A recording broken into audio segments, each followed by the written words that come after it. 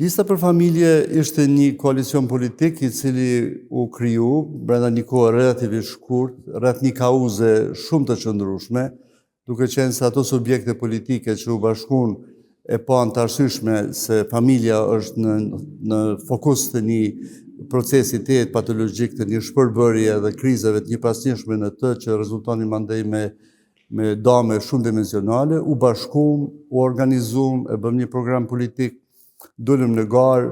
për fatkeq nuk arritëm me siguru vendin parlament, por e siguruam një përkrahje të rëndësishme të qytetarëve, mbi 20.000 vota i ka pas koalicioni unë politik.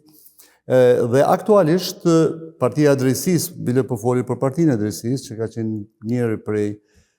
pjesëtarëve të këtij koalicioni, vazhdon që të ketë ambicien që të realizohet marrëveshja e cila ka qenë në atë kohë se angazhimi politik do të vazhdohet edhe pas zgjedhjeve, pavarësisht nga rezultati i zgjedhjeve. Dhe kjo ka qenë e proklamuar edhe nga liderët e koalicionit edhe gjatë fushatës parazgjedhore. Aktualisht kemi një